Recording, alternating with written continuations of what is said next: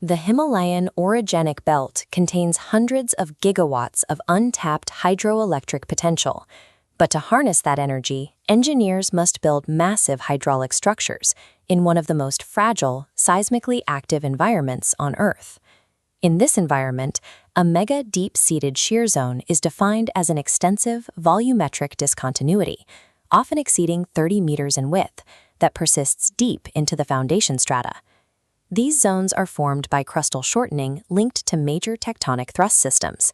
Over millennia, intense shearing and deformation grind the host rock down into highly permeable fault breccia and weak, clay-rich gouge. This chart compares the properties of typical Himalayan rock against shear zone materials. While intact sandstone is highly rigid, clay gouge exhibits residual friction angles as low as 12 to 18 degrees, with a deformation modulus up to 100 times weaker. This creates a dual hydromechanical hazard. The brittle fractures act as open conduits, allowing rapid water seepage that risks internal erosion or piping. Right next to it, the impermeable clay gouge acts as an aquitard, blocking flow and causing massive pore pressure to build up behind it. When a mega dam is built across one of these wide zones, building on a continuous, elastic foundation is no longer a viable engineering assumption. Detecting these hazards during initial site investigation is severely hindered by the environment. Deep Himalayan valleys are often masked by thick layers of overburden, obscuring the true rock structure below. Standard vertical drilling frequently fails to capture the necessary data. Steeply dipping shear zones slip right between drill lines. Even when intersected, the weak material often washes away during core extraction, resulting in a zero rock quality designation. The tectonic flaw remains virtually invisible. Historically, engineers relied on simple, deterministic heuristics for foundation excavation, like the USBR depth formula or the rule of excavating to a depth exactly twice the width of the seam. These geometry-based heuristics are inadequate for wide, deep-seated zones subjected to high hydraulic heads. They ignore three-dimensional stress redistribution and material anisotropy entirely. This visualization contrasts the historical method with the modern standard. On the right, a high-fidelity finite element method mesh maps the complex stress-strain behaviors and joint slips across an anisotropous foundation, calculating specific load transfers that empirical formulas cannot process. Since engineers cannot perfectly map the hazard from the surface or rely on simple rules of thumb, the design philosophy must prioritize structural redundancy and interventions capable of addressing major flaws discovered during excavation. The baseline strategy for stabilizing a gravity dam over weak rock was established during the construction of India's Bhakra Dam. Engineers discovered a massive flaw in the foundation, the heel claystone. This 30-meter-wide, steeply dipping seam possessed an elasticity barely a fifth of the surrounding sandstone. Under the weight of a 226-meter gravity dam, the structure risked massive differential settlement and sliding instability at the heel. Utilizing early photoelastic studies, engineers designed a 42.6-meter sloping concrete plug, oriented perpendicular to the claystone seam. This geometry acts as a mechanical wedge. It captures the reservoir's horizontal thrust and converts it into a downward compressive normal force, effectively locking the foundation together. To fully integrate these weak zones, the project required supplementary treatments, including massive axis shear keys and comprehensive high-pressure grouting. For gravity dams, the ultimate mitigation philosophy relies on using massive structural weight and deep concrete geometry to force load failure planes into high-strength materials. Arch dams demand a different mitigation target. The 294.5-meter Shalwan Dam was constructed in a highly complex gorge, experiencing extreme in-situ rock stresses of up to 57 megapascals. Unlike gravity dams that press straight down, arch dams transfer the immense weight of the reservoir laterally into the canyon walls.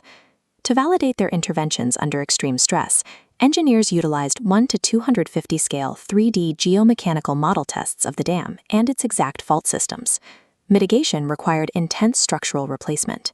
Major fault lines were mined out and replaced with interlocking concrete grits, reinforced with pre-stressed anchorage. Engineers applied high-pressure consolidation grouting until the foundation's acoustic velocities passed 4,750 meters per second, confirming the abutment was finally rigid enough. The team also implemented an induced joint directly at the dam's heel, designed specifically to relieve the tensile stresses inherent in the curved arch configuration. Arch dam engineering addresses shear zones by focusing on mountain-scale stiffness and deformation control, rather than relying on dead weight to resist sliding. The Nathpa Jhakri project highlights the dual challenge of managing shear zones in both surface gravity dams and complex underground caverns. During excavation of the underground works, the team encountered severe squeezing ground conditions. Weak schist bands and rock deformation threatened to physically crush the excavations.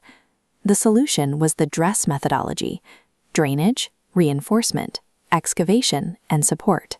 Engineers utilized an active reinforcement strategy, installing hundreds of 200-ton tensioned cable anchors to manually stitch the shear zones together and halt the rock failure.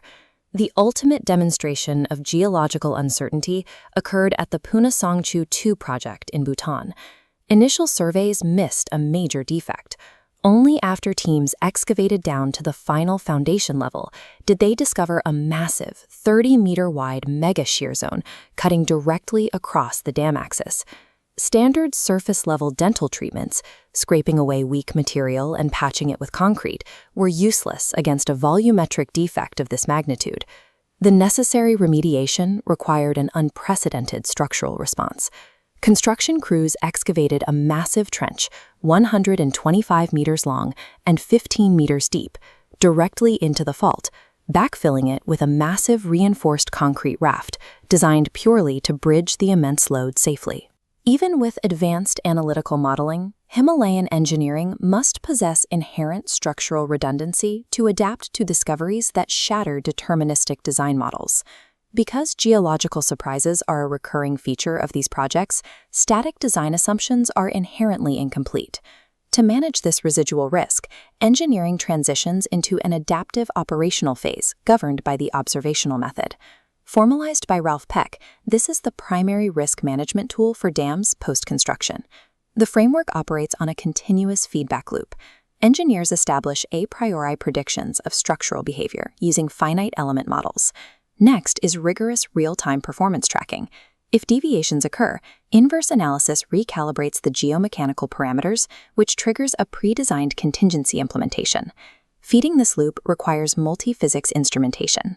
Sensors must capture the coupled hydromechanical response of the rock, continuously tracking dynamic variables like pore pressure ratios and sudden spikes in seepage turbidity. To ensure localized slips within massive shear zones aren't missed by discrete point sensors, engineers deployed distributed fiber optic sensing to provide continuous strain profiling along the entire length of the foundation. In high-hazard terrain, constructing the dam is followed by permanent, active multi-physics surveillance of the foundation rock to ensure long-term stability. Translating raw sensor data into actionable safety protocols requires distinguishing between normal, reversible seasonal expansion and the onset of structural failure. To isolate the structural behavior, engineers mathematically filter the data using the hydrostatic seasonal time, or HST multilinear regression method. The equation isolates and removes the reversible water load and the thermal load. What remains is the critical variable, the irreversible time-dependent drift. A non-stabilizing time-dependent drift component within a shear zone is the primary mathematical indicator of shear creep or plastic yielding. This highly isolated data feeds directly into trigger action response plans, or TARPs, converting mathematical deviations into immediate pre-planned field interventions. The Terry Dam utilizes this exact operational adaptation.